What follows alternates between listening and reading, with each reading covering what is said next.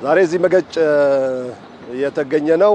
ይህንን ፕሮጀክት ሁላችሁም እንደምታውቁት በተደጋጋሚ ህዝቡ በፕሮጀክቱ አፈጻጸም ቅሬታ ሲያሰማበት የነበረ በመንግስትም በተከታታይ ችግሩን ለመቅረፍ ሙከራዎች ሲደረጉበት የነበረ በባለፈው አመት ግን የተለየ ውሳኔ ክቡር ጠቅላይ ሚኒስትራችን በመወሰናቸው ሲሰራ የነበረ ኮንትራክተር በማስወጣት አዲስ ኮንትራክተር ገብቶ ስራው ደግሞ በሙያተኞች እንዲመረመርና ችግሩ ምን እንደሆነ ከስሩ ተቀርፎ ወደፊት በፍጥነት እንዲሰራ በተሰጠው አቅጣጫ መሰረት ከውጭ አማካሪዎች አምጥተን ጥናት አድርገን ሲሰራ የነበረበት ቴክኒካል ችግር ከስረ መሰረቱ መፍትሄ እንዲያገኝ ካደረግን በኋላ ፕሮጀክቱ አሁን በጤናማ የፕሮጀክት አመራር ስርዓት እየሄደ ያለ ፕሮጀክት ነው። ዛሬ ለመገጭ ፕሮጀክት በጣም ታሪካዊ ቀን ነው። ይሄ ፕሮጀክት ከመጀመሪያው ጊዜ ጀምሮ ከ15 አመት በላይ የሆነው ፕሮጀክት ነው።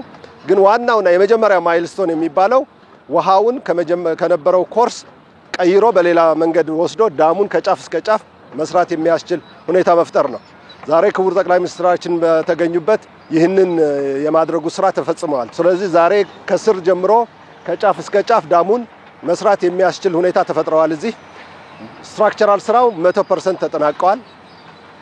ከዚህ በፊት ስትራክቸራል ስራውን ቆሞ ነው የነበረው። አሁን 100% ተጠናቋል። አሁን ዋናው ዳሙ ያፈር ሙሌት ስራው በስፋት እየተሰራ ነው ያለው። በዚህ ሂደን ከሰኔ በፊት ፕሮጀክቱን ሜን ዳሙን ሙሉ በሙሉ ጨርሰን የሴሌብሬት የምናደርግ ይሆናል የምናከብረው ይሆናል ለማለት ነው የምፈልገው። ለዚህ ቀን ስላደረሰን እጅግ ፈጣሪያችንን እናመሰግናለን። ሁላችሁም በዚህ ሂደት የተሳተፋችሁ እየመራችሁ ያላችሁ ኮንትራክተሮች፣ አማካሪዎች፣ ሙያተኞች ሁላችሁም እንኳን ለዚህ ቀን አደረሳችሁ። በቀጣይ ደግሞ ከሰኔ በፊት አጠቃላይ የዳም ምረቃቱን በጋራ የምናከብር ይሆናል። አመሰግናለሁ።